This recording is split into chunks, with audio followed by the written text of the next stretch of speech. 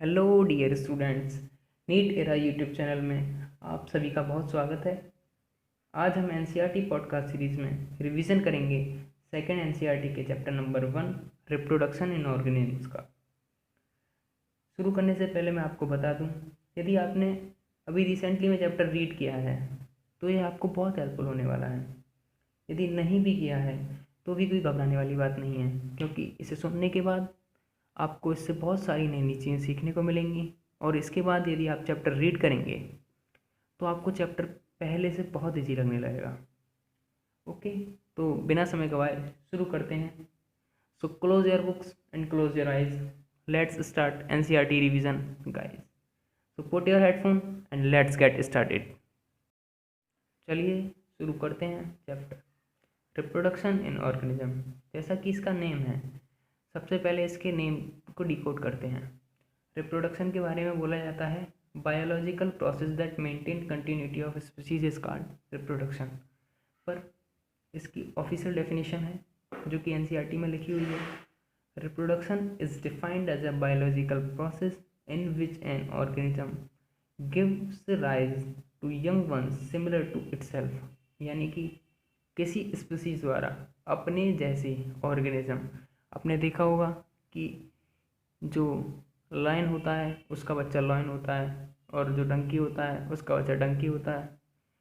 Same similar of spring generate करते हैं सभी लोग, यही रिप्रोडक्शन है। और ऑर्गेनिज्म के बारे में बोला जाता है कि ऑर्गेनिज्म को basic unit of ecology is called organism. ठीक है, अब इसके फर्स्ट पेज पे आते हैं। उसमें बोल्ड लेटर्स में लिखा हुआ है लाइफ स्पान। अब हम लाइफ स्पान के बारे में पढ़ेंगे। सबसे पहले इसके बारे में 3 इम्पोर्टेंट चीज़ मैं बताता हूँ आपके लिए। सबसे पहले life span is a time period to birth. Life span is time period from birth to natural death. इसमें कॉन्ट्रास्ट रहता है कि बच्चे देखते हैं कहीं पे भी, मतलब ऑब्जेक्टिव क्वेश्चन आता है तो बच्चे देखते हैं कि बर्थ टू डेथ, तो बच्चे उसे टिक कर देते हैं। जबकि इसमें नेचुरल जो इसमें दे रखा है from birth to natural death, इसका बहुत इंपॉर्टेंस है। ठीक है, क्योंकि जो कि कुछ कुछ ऑर्गेनिज्म की एक्सीडेंटल डेथ भी होती हैं तो उनका लाइफ स्पान कम होता है, इसीलिए नेचुरल डेथ के को दिया है इसमें। दूसरी चीज़ है life span is not related with shape, size and colour. इसका एग्जाम्पल दे रखा है parrot and crow. Almost similar in size हैं, क्योंकि माइन्यूट डिफरेंसेस हैं। क्योंकि आपने देखा है कि एक स्पीसीज को छोड़ के उनमें प्रॉपर सिमिलरिटीज़ पाई जाती हैं, और पूरे यूनिवर्स में कोई 2 स्पीसीज ऐसी नहीं है जिनमें पूरी तरीके से सिमिलर हों, नहीं तो वो एक ही स्पीसीज कहलाएंगी। और दूसरा एग्जाम्पल दे रखा है मैंगो और पीपल ट्री का। मैंगो और पीपल ट्री लगभग साइज सेम है, पर इनका जो लाइफ स्पान है उनमें बहुत डिफरेंस है। क्योंकि मैंगो का जो लाइफ स्पान है वो as compare to peepal tree बहुत शॉर्टर है। तो हमने लाइफ स्पान के बारे में 3 चीज़ें पढ़ी।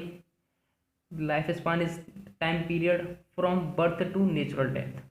Life span is not related with size, shape and colour. और तीसरी चीज़ हमने पढ़ी कि लाइफ स्पान मतलब एक डे से लेके एज 1000 ऑफ ईयर्स इतना बड़ा हो सकता है। लाइफ स्पान कोई निश्चित नहीं है, सभी ऑर्गेनिज्म के ऊपर वेरी करता है। ये हर ऑर्गेनिज्म का अलग अलग लाइफ स्पान होता है। हर ऑर्गेनिज्म का एक निश्चित लाइफ स्पान है और उसकी जो एंड ऑफ लाइफ स्पान होता है वो डेथ कहलाता है, एक्सेप्ट सिंगल सेल ऑर्गेनिज्म। आपने क्योट भी सुना होगा मैन इज मोर्टल। तो एनसीईआरटी में भी एक लाइन दे रखी है no individual is immortal except single celled organism. वो क्यों, मैं भी बताता हूँ। क्योंकि सिंगल सेल्ड ऑर्गेनिज्म की कभी डेथ नहीं होती है। क्योंकि जब सिंगल सेल्ड ऑर्गेनिज्म ग्रो करते हैं तो जो ग्रो करने के बाद वो डिवाइड हो जाते हैं और वो ऑफ स्प्रिंग बनाते हैं। उनकी कोई ग्रो जो उनकी ग्रोथ होती है वही उनका रिप्रोडक्शन होता है, तो उनमें कोई उनकी कोई डेथ नहीं होती है। इसीलिए इसमें दे रखा है no individual is immortal except single celled organism. तो चलिए पढ़ते हैं एनसीईआरटी में दिए गए कुछ इम्पोर्टेंट ऑर्गेनिज्म के लाइफ स्पान के बारे में।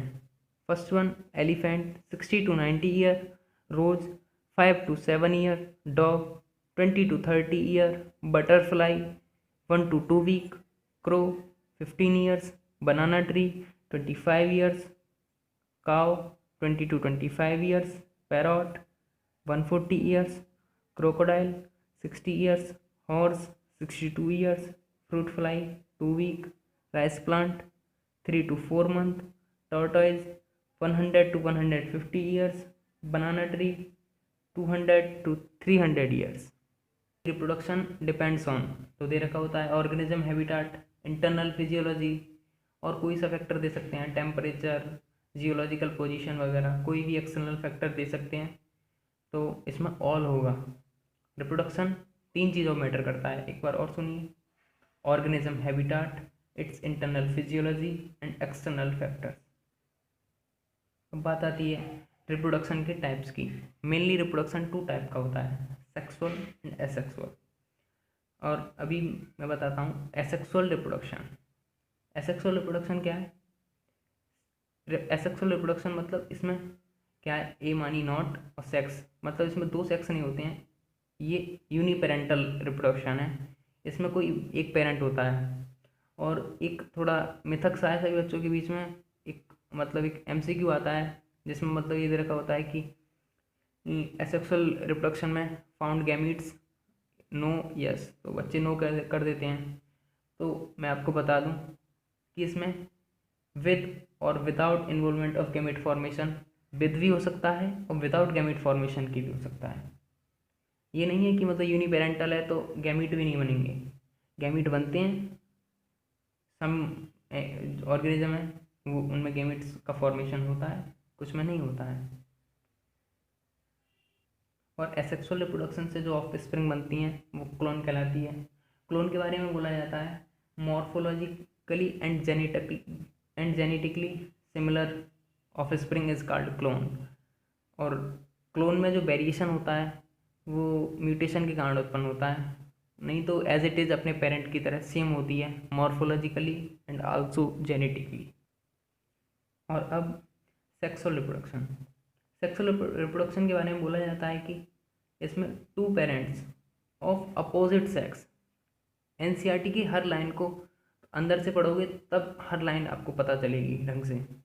इसमें दे रखा है 2 parents of opposite sex. Same sex के 2 पेरेंट्स कभी भी कुछ कर लें तो सेक्सुअल रिप्रोडक्शन नहीं हो सकता, अपोजिट सेक्स के होने चाहिए। Participate in the reproductive process and also involve fusion of male and female gametes. इनमें क्या होगा, मेल और फीमेल गैमीट्स का मतलब इन्वॉल्व होंगे होंगे होंगे, इज कॉल्ड सेक्सुअल रिप्रोडक्शन। जब तक डिफरेंट सेक्स के गैमीट आपस में फ्यूज नहीं करेंगे तब तक वो रिप्रोडक्शन सेक्सुअल रिप्रोडक्शन नहीं कहलाएगा।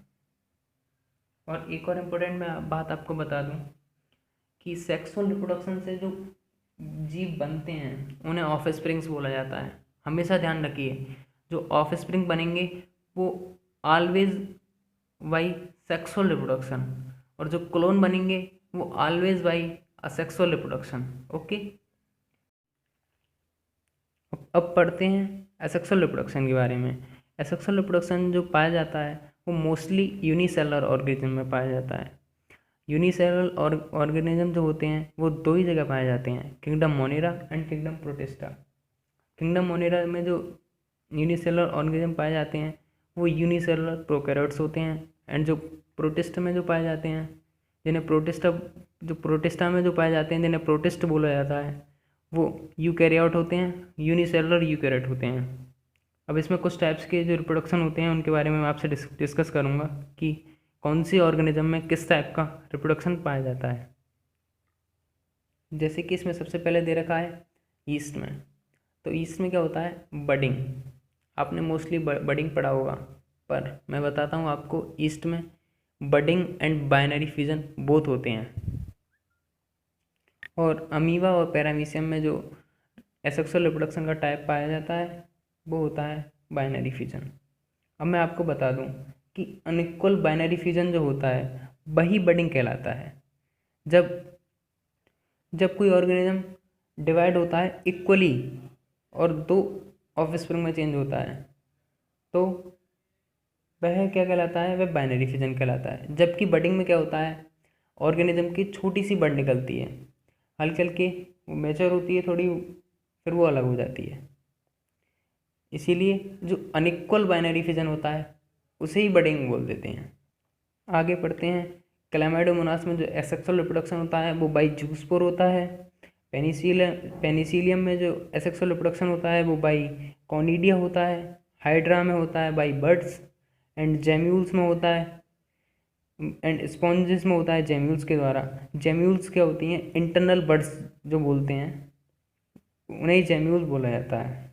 रिपीट करता हूँ, क्लैमाइडोमोनास में जो होता है रिप्रोडक्शन वो होता है जूस्पोर्स के द्वारा। पेनिसिलियम में होता है कोनिडिया के द्वारा। हाइड्रा में होता है बर्ड्स के द्वारा। और स्पॉन्जेस में होता है जेम्यूल्स के द्वारा। जेम्यूल्स जो होते हैं वो मोस्टली होते हैं इंटरनल बर्ड्स को ही जेम्यूल्स बोला जाता है।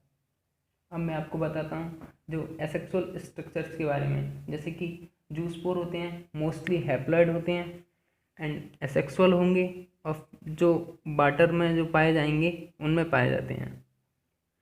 और ये कुछ फंजाई में पाए जाते हैं, जैसे कि फाइकोमाइसिटीज ग्रुप के जो फंजाई होते हैं उनमें पाए जाते हैं। और मोटाइल होते हैं और मोस्ट एल्गी में पाए जाते हैं। कोनिडिया, जहाँ पर जो ऑर्गेनिज्म मतलब वाटर लेक जहाँ होगा, वाटर की कमी होगी, वहाँ जो ग्रो करेगा वहाँ कोनिडिया पाए जाते हैं। ये नॉन मोटाइल होते हैं। बड फाइन मतलब ये क्या होते हैं, फाइन स्ट्रक्चर्स जो किसी ऑर्गेनिज्म के बाहर निकलते हैं और ग्रो करके नया ऑर्गेनिज्म में चेंज हो जाते हैं। इंटरनल बड जो होती हैं वो जेम्यूल कहलाती हैं। जेम्यूल मार्क mass of archaeocyte cell. Archaeocyte cell होती हैं वो one of the totipotent cell. Totipotent cell मैं आपको बता दूं, ऐसी सेल्स जो अपने आप में पूरे ऑर्गेनिज्म को बनाने की एबिलिटी रखती हैं। ओके। और आपको बता दूं मैं कि जो स्पॉन्जेस होते हैं उनके लार्वा मोटाइल होते हैं और एडल्ट फिक्स जो होते हैं। ओके। और जो अब मैं आपको बताता हूँ कि जो प्लांट में वेजिटेटिव प्रोपेगेशन जो अब आते हैं वेजिटेटिव रिप्रोडक्शन।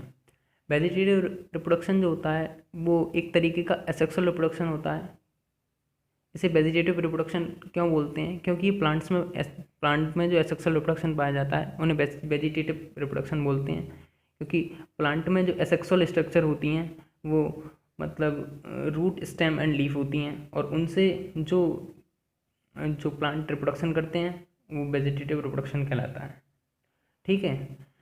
तो प्लांट में जो वेजिटेटिव रिप्रोडक्शन स्ट्रक्चर पाई जाती हैं वो रनर ग्रासेस में, राइजोम बनाना और जिंजर में, sucker chrysanthemum and mint, tuber potato, offset Eichhornia, bulb onion and garlic, adventitious root जो होती हैं वो स्वीट पोटैटो और dahlia asparagus, bulbil agave, leaf bud, bryophyllum. Again repeat करता हूँ मैं एक बार। रनर ग्रासेस में, राइजोम बनाना और जिंजर में, शक्कर क्राइजेंथीमम और मिंट में, ट्यूबर पोटैटो में, ऑफसेट आइकॉर्निया जिसे वाटर हाइसिंथ भी बोला जाता है, और ऑफसेट जो होती है वो आइकॉर्निया क्रेसिबेस जिसका नाम है, water hyacinth terror of Bengal के नाम से जाना जाता है, बल्ब अनियन गार्लिक में, adventitious root sweet potato, dahlia और asparagus, bulbil agave, leaf bud, bryophyllum. चलिए अब पढ़ते हैं वाटर हाइसिंथ जिसे टेरर ऑफ बंगाल भी बोला जाता है। इसका बॉटनिकल नेम है आइकॉर्निया क्रेसिपेस। अक्सर मतलब क्या हुआ, वाटर हाइसिंथ को इंट्रोड्यूस कराया इंडिया में लेडी हेस्टिंग्स के द्वारा, जो कि वाइफ थी ब्रिटिश गवर्नर जनरल की। इन्होंने इसे ब्रिटिश से यहाँ पर इंट्रोड्यूस कराया इसके वाइट फ्लावर्स की वजह से। परंतु यहाँ पे आने के बाद ये मोस्ट इंटेंसिव बीड बन गया और इसने बहुत जल्दी सारे तालाबों को घेर लिया, क्योंकि क्या इसकी जो वेजिटेटिव एबिलिटीज़ थी इसे उसके लायक बनाती थी। क्योंकि इसमें वेजिटेटिव प्रोपेगेशन बहुत एक्सट्रीमली वेजिटेटिव प्रोपेगेशन पाया जाता है। और एक बार जो इस पर सर्च कर जाता था जिस तालाब पे, उससे छुटकारा पाना उसके लिए बहुत कठिन होता है। टेरर ऑफ बंगाली ही से क्यों बोला जाता है? क्योंकि बंगाल में ज़्यादातर लोग हैं फिश ईटर हैं, और उनका जो जो डेली फूड का पार्ट है वो फिश है। क्या हुआ, तालाबों पे जब ये फैल गया तो वाटर हाइसिंथ ने वाटर में से ऑक्सीजन को रिड्यूस कर दिया, और जैसे जैसे जैसे जो वाटर था उसमें से ऑक्सीजन ड्रेन होती गई, वैसे वैसे वहाँ पे फिश की पॉपुलेशन घटती गई। और एक दिन वहाँ जो फिश जितनी भी थी वो ख़त्म हो जाती हैं और लोगों को बड़ी दिक्कत होती है। इसीलिए उसे टेरर ऑफ बंगाल बोला गया, क्योंकि बंगाल में जो ज़्यादातर लोग हैं फिश ईटर हैं और उनको फूड लेने में फिर दिक्कत हुई, इसीलिए इसे टेरर ऑफ बंगाल बोला जाता है। और एक और प्लांट के बारे में बोला जाता है जिससे बोला जाता है नीला कुरेंजी, जिसका बॉटेनिकल नेम है स्ट्रोबलंथस कुंथियाना। इसके बारे में क्या है, ये 12 ईयर्स में एक बार फ्लावरिंग करता है। फ्लावरिंग इसमें पिछली बार ये कहाँ कहाँ पाए जाते हैं, एक क्वेश्चन इस वजह से बनता है, ये कहाँ कहाँ पाए जाते हैं। ये कर्नाटक, केरला और तमिलनाडु के हिली एरियाज में पाए जाते हैं। इसके लिए मैं आपको ट्रिक बता दूं, आप याद कर सकते हैं KKT, केरला, कर्नाटक एंड तमिलनाडु। इसमें लास्ट फ्लावरिंग हुई थी सितंबर अक्टूबर 2006। तो जो बहुत सारे फोटोग्राफर्स थे उन्होंने उसे कैप्चर किया, तो सारे हिली एरियाज ब्लू कारपेट से ढके हुए नज़र आ रहे थे। इतनी इंटेंसिव फ्लावरिंग हुई थी उसकी कि जो सारे हिली एरियाज थे केरला, कर्नाटक और तमिलनाडु के, वो ब्लू कारपेट से ढके हुए नज़र आ रहे थे। और ठीक है, आज इतना ही। कल से शुरुआत करेंगे सेक्सुअल रिप्रोडक्शन की। और बहुत बहुत धन्यवाद सुनने के लिए। हम क्या करेंगे, एक चैप्टर के 3 लेक्चर्स बनाए जाए करेंगे और उन्हें डे बाय डे, एक डे का छोड़कर उन्हें अपलोड किया जाया करेगा। और कुछ भी आपको कोई सजेशन देना हो आप दे सकते हैं। और प्लीज़ चैनल को सब्सक्राइब करें, लाइक करें और अपने सजेशन दें। आपको यदि वीडियो पसंद आती है तो उसे लाइक करें। और NCERT पॉडकास्ट का रोज़ एक लेक्चर डाला जाएगा, एक चैप्टर को 3 पार्ट में डिवाइड करके डाला जाएगा इसको। पहले आप चैप्टर पढ़ के आएँ, फिर इसका पॉडकास्ट देखें और हमें बताएं, आपको सजेशन दें। Okay, very very thank you for listening. Thank you very much.